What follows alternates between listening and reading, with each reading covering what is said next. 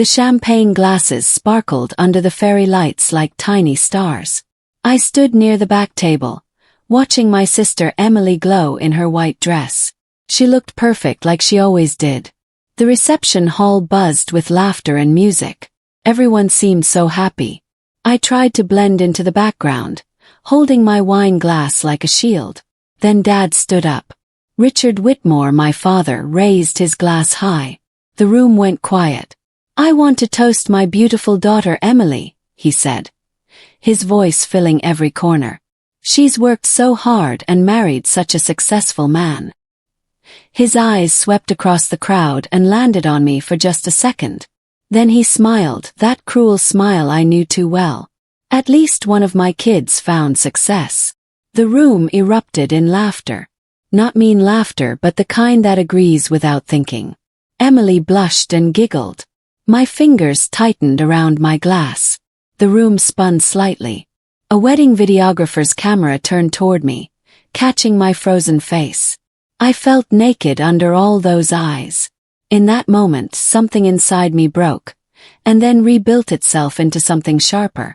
The microphone was passed around for toasts. It traveled from table to table, getting closer. My heart pounded. I could feel people glancing at me, wondering if I'd cry or stay silent. Some probably expected me to run to the bathroom. But I didn't move. I just waited. When the mic finally reached me, I stood up slowly. My hand was steady now. "Thank you," I said softly, smiling at Emily. "I want to toast my little sister too." I paused, letting the room settle. Growing up, Dad taught us many things. He taught us to value hard work, to measure success, to know our worth. Another pause. The room leaned in. It's funny, isn't it? How success looks different depending on who's defining it.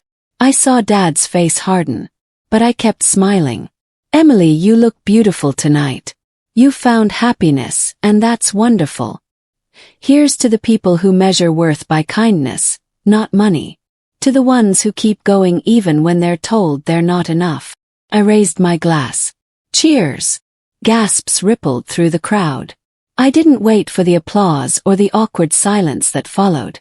I just set down the microphone, grabbed my purse, and walked toward the exit. My legs felt like water, but I kept moving. The cool night air hit my face as I pushed through the glass doors into the parking lot. "Caroline!" A voice called behind me. I turned to see Lydia Barnes, the film producer I'd been quietly meeting with for months about my book manuscript. She looked stunning in a navy dress. I'd invited her as my plus one, though I never explained why I needed her there. She walked up and pulled me into a tight hug. "You just handed me the opening scene of your film," she whispered. Her eyes sparkled with something like admiration. I looked back through the glass doors at the reception. Dad was laughing again, pretending nothing happened. Emily looked confused, talking to her new husband. "Let's make it unforgettable," I murmured. The memory came flooding back as I drove home that night. I was 17, sitting at the kitchen table with my acceptance letter. Full scholarship to art school. My hands had trembled with joy. I'd run downstairs, waving the paper like a flag. "Dad, I got in. Full ride." He barely looked up from his newspaper. "That's nice, Caroline." 2 weeks later, he called me into his office. "We need to talk about your scholarship." My stomach dropped. He explained that Emily needed private tutoring for her college prep. "It's expensive, and you know how important her education is." I nodded, numb. "So I'm going to need you to decline that scholarship. You can go to community college instead. It's more practical anyway." I remembered my mother standing in the doorway, her face sad but silent. She died 3 years later without ever explaining why she let it happen. I went to community college. Emily went to Princeton. And Dad smiled like he'd made the right choice. "Why can't you be more like your sister?" he'd say whenever I struggled. After my mother's funeral, I'd found boxes of her things in the attic.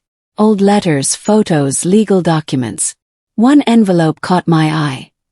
My name written in her shaky handwriting. I opened it carefully. The letter inside was dated 2 weeks before she died. My dearest Caroline, I'm sorry for what your father did with the trust. I was too weak to stop him. Thought he knew best.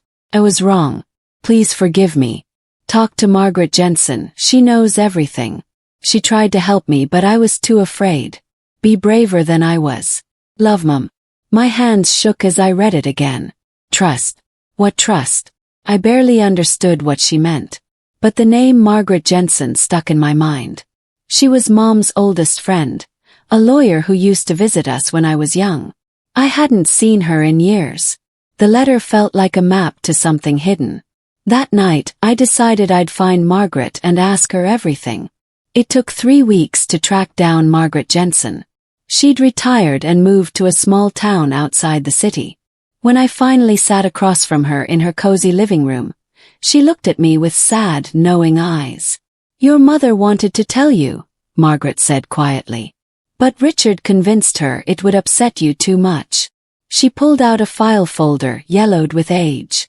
When your mother died, she left you half of her business shares. It was worth about $300,000. Enough to change your life. My throat tightened. I never got anything. Margaret nodded. Your father had power of attorney. He told me you weren't stable after your divorce, that you'd waste the money. So he redirected the shares to Emily instead. She slid the documents across the table. I stared at the signatures. My father's bold handwriting authorizing the transfer. So he stole my future, I whispered. Margaret reached over and squeezed my hand. I tried to stop him, Caroline. But legally he had the right. I'm so sorry. I didn't scream or cry in Margaret's living room. I just sat there, letting the truth sink into my bones. When I finally left, the folder tucked under my arm, I felt strangely calm. Anger would come later. Right now I needed to think. At home, I made tea and spread the documents across my kitchen table. I called Margaret. Is there any legal way to fight this? Yes. Silence.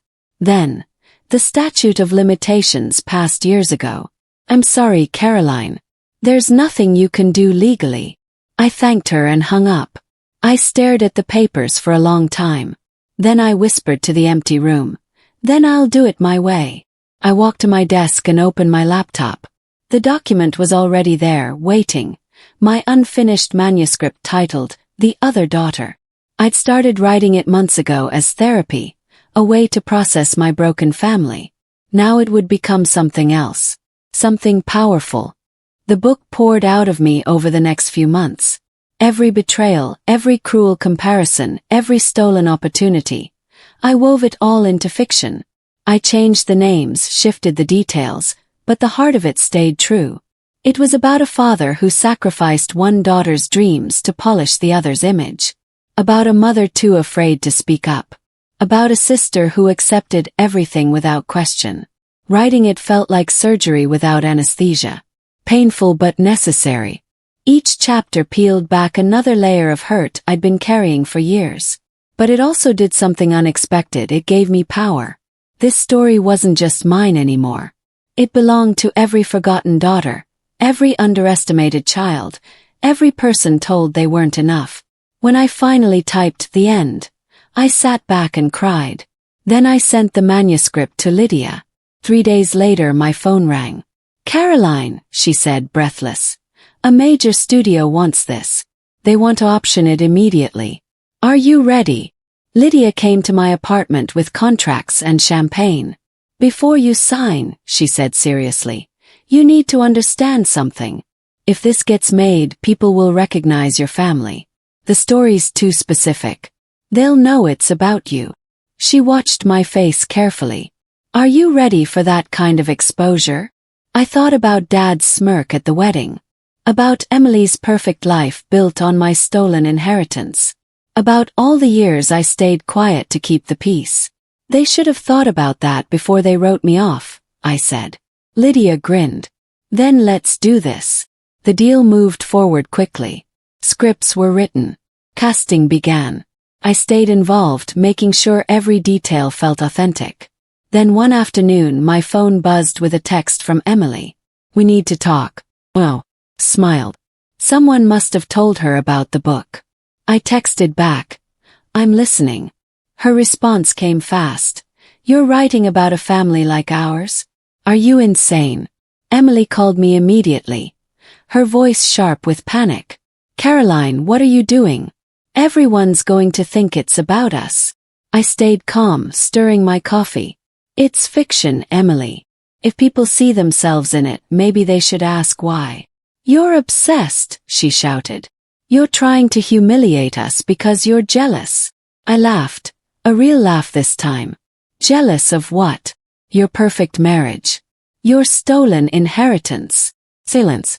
"What are you talking about?" she whispered. "Ask Dad about Mom's business shares," I said quietly. "Ask him where my $300,000 went." More silence.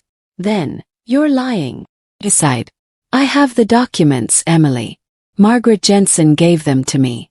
But don't worry, none of that's in the book. Kept it clean. Just a story about family dynamics. No names. No proof." I could hear her breathing, uneven and panicked. "I'm telling Dad," she finally said. Smiled. "Let him. I'd love for him to read it." 2 weeks later, Dad called. His voice was friendly, almost cheerful. "Caroline, how about dinner? Just the two of us. We haven't talked in ages." I knew what this was, but I agreed anyway. Curiosity won. We met at an expensive restaurant downtown, the kind of place he used to take Emily but never me. He ordered wine and smiled too much. Finally, after the appetizers, he leaned forward. "I heard about your book project." I nodded, sipping my water. "It's going well." "Caroline," he said carefully, "I think you should reconsider. Family matters should stay private." I tilted my head. "It's fiction, Dad. Why are you worried?" His smile tightened. "I'm not worried. I'm concerned about you. About your reputation." Then he pulled out his checkbook. "How much would it take to stop this?" I stared at the checkbook, then at his face. "You can't buy silence twice," I said softly. His expression darkened. "You'll regret this." I stood up, leaving my napkin on the table. "I already have. 4 years." A week later, the attacks started. An old acquaintance from my divorce days posted on social media about how I'd fallen apart and couldn't handle reality. Comments piled up underneath. Strangers agreeing, calling me unstable, attention-seeking. Screenshots spread across platforms. Someone sent the posts to local news blogs. The smear campaign was subtle but effective. I sat in my apartment reading the comments, feeling the old shame creep back. But then Lydia called. "Caroline, I booked you on a podcast. It's big, 500,000 listeners. They want to talk about your book and your journey." I hesitated. "What if I make it worse?" She laughed. "Worse than being called crazy online. Tell your truth. Let people hear your voice." So I did. The podcast host was kind, asking real questions. I talked about my divorce, my failed business, the years of rebuilding. I talked about families who play favorites and children who learn to be invisible. I didn't name anyone. I just told my story, raw and honest. When it aired, my phone exploded. The podcast clip went viral overnight.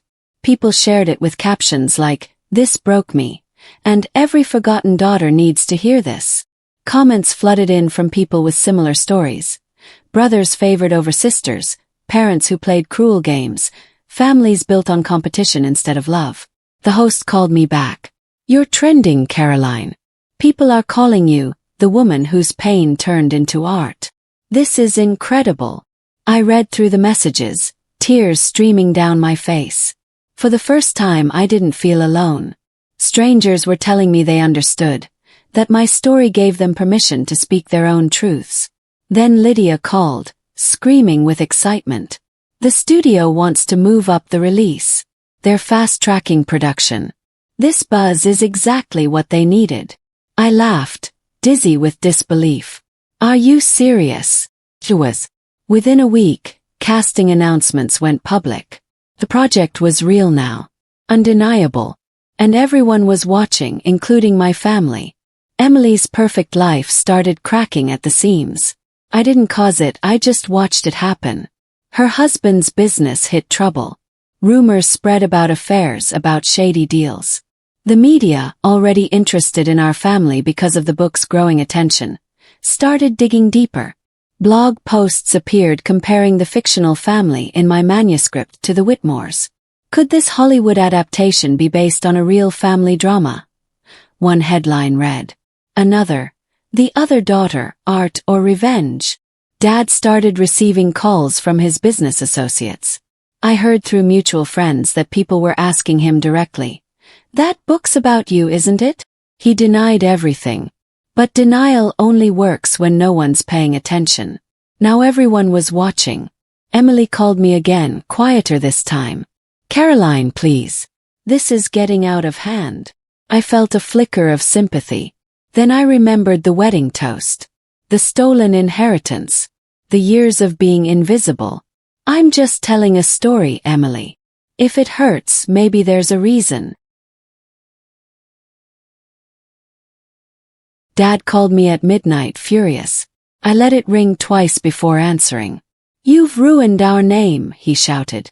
"Everyone thinks we're monsters." I stayed calm, stirring my tea.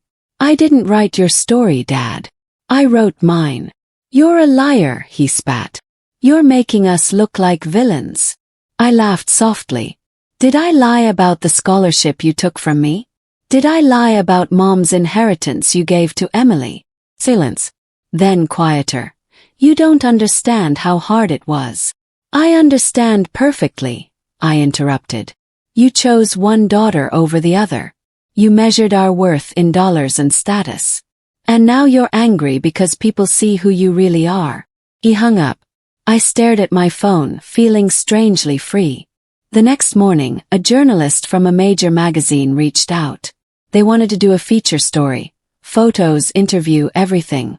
The subject line read, "The daughter they tried to erase." The magazine feature ran 2 weeks later. The cover showed me in a simple black dress, sitting in my small apartment surrounded by books. The headline was perfect. "The daughter they tried to erase." Inside, the journalist had woven together my story with quotes from therapists about family scapegoating and the psychology of favoritism. I talked about the wedding toast, about being compared to Emily my whole life, about learning to build a life from scraps. I never mentioned my father or sister by name, but anyone who knew us would understand. The article went viral. People shared it everywhere.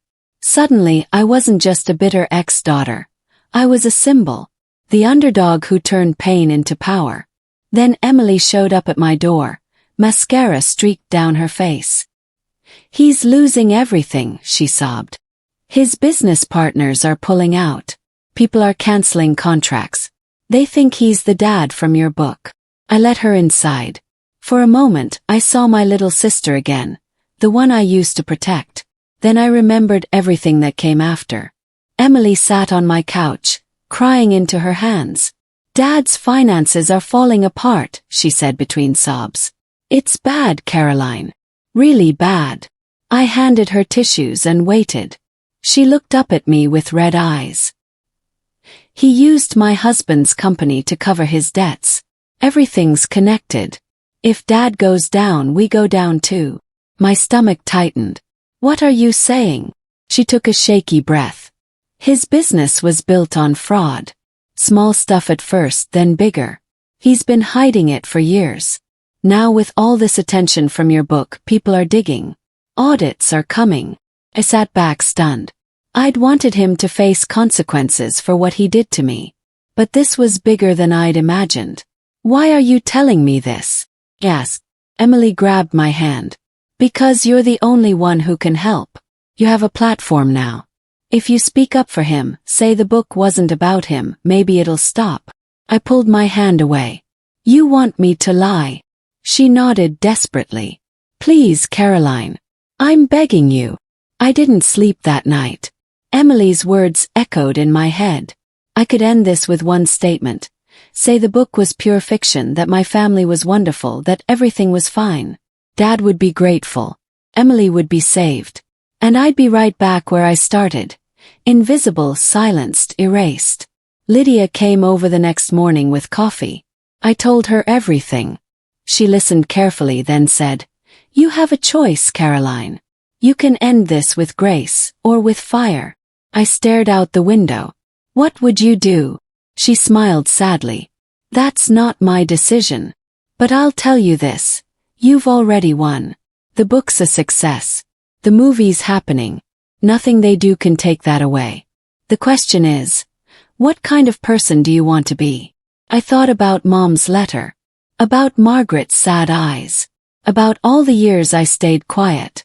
Then I made my decision. "I'll speak," I said. "But on my terms." Lydia nodded. "Then let's do it right." 2 weeks later, I stood on stage at a literary gala. The room was filled with writers, producers, journalists. Cameras flashed as I approached the podium. In the back row, almost hidden, sat Dad and Emily. They looked small and scared. I took a breath and began. "I want to talk about forgiveness tonight." The room went silent. We all inherit pain from the people who raise us. Sometimes that pain is small, a harsh word, a forgotten birthday. Sometimes it's bigger, stolen opportunities, broken promises, years of being told you're not enough. I saw Dad shift in his seat. "But here's what I've learned. Holding on to that pain doesn't hurt them. Hurts us. So we have a choice. We can let it define us, or we can transform it into something beautiful. Something meaningful." Pause. I chose transformation. I chose to tell my story, not as revenge but as healing. For me. And for anyone else who needed to hear it. The audience rose to their feet, applauding. Cameras flashed everywhere. Dad looked pale. Backstage, Dad appeared. He stood in the doorway, looking older than I remembered. "Caroline," he said quietly. "Can we talk?" I nodded toward an empty corner. We walked there in silence. "I was wrong," he said finally. "About everything. The scholarship. The inheritance. The wedding. All of it." I studied his face, looking for lies. But all I saw was regret. "You were," I agreed. He took a shaky breath. "Can you forgive me?" I thought about that question for a long moment. "I'm not angry anymore," I said slowly. "But forgiveness isn't the same as forgetting. Or pretending it didn't happen." He nodded, tears in his eyes. "I know. Is there anything I can do to make it right?" I looked at him, this man who'd shaped my entire childhood with his cruelty and favorites. "You can let me live my life," I said. "Without interference. Without demands. Without trying to control the narrative." He looked like he wanted to say more. But I turned and walked away before he could. Months passed. Production on The Other Daughter moved into full swing. Lydia invited me to visit the set. I walked onto a soundstage that had been transformed into a perfect replica of my childhood home. The kitchen where I'd learned I wasn't good enough. The living room where Dad praised Emily and ignored me. Even the colors were right, that awful beige my mother loved. An actress playing the father character was rehearsing a scene. "At least one of my daughters has potential," the actor said with a cruel smile. My stomach clenched. I was watching my trauma recreated by strangers. Lydia touched my arm gently. "Are you okay?" I nodded, unable to speak. Later in her trailer, Lydia poured us both water.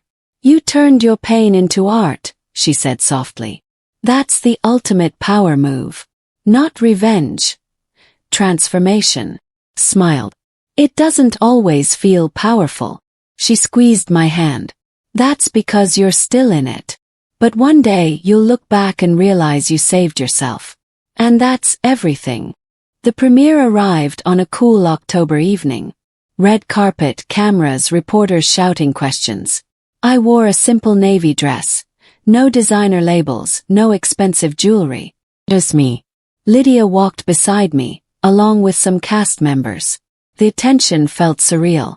Inside the theater, the lights dimmed. The opening scene began. A wedding reception, fairy lights, champagne. The father character stood and gave a toast. "At least one of my daughters found success." The camera panned to the other daughter's face. Frozen, hurt, devastated. I heard gasps in the audience. Some people were already crying. The movie unfolded beautifully. Every painful moment captured with honesty and grace. When it ended, the crowd stood and applauded for 5 full minutes. People hugged me, thanked me, and told me how much it meant to them. I smiled and nodded, feeling strangely disconnected.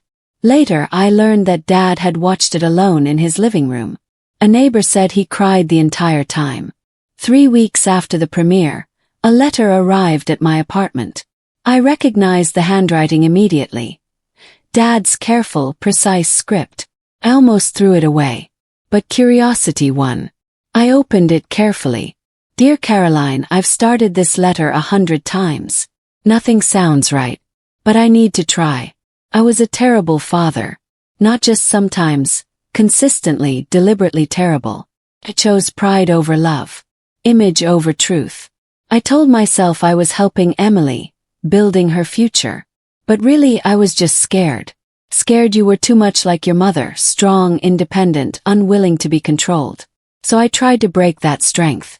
Sorry. I know that's not enough. It'll never be enough. But it's all I have. I don't expect forgiveness. I just wanted you to know I see what I did now. And it haunts me. Love, Dad. I read it 3 times, tears blurring the words. Then I folded it carefully and placed it in a frame beside Mom's old letter. 2 apologies. Both too late. But somehow, together they felt like closure. A year later, I was invited to speak at a state university. The topic: women reclaiming their narratives. I stood before 200 students, many of them young women with notebooks open, eyes bright with attention. I told them my story, not the dramatic version but the real one, about being overlooked, underestimated, and told I wasn't enough. About the long, quiet years of rebuilding after my divorce. About finding my voice through writing. About the wedding toast that changed everything. Your worth isn't determined by other people's opinions, I said. Not your parents, not your siblings, not society's. You define your own success. You write your own story. I saw some of them wiping their eyes. One girl in the front row was nodding fiercely, like I was saying exactly what she needed to hear. After the talk, they lined up to speak with me. Each one shared a piece of their story. Fathers who favored sons, mothers who compared them to sisters, families who made them feel invisible. I hugged them and told them what I wished someone had told me years ago. You are enough. Exactly as you are. 5 years later, I attended my friend Sarah's daughter's wedding. The reception was beautiful.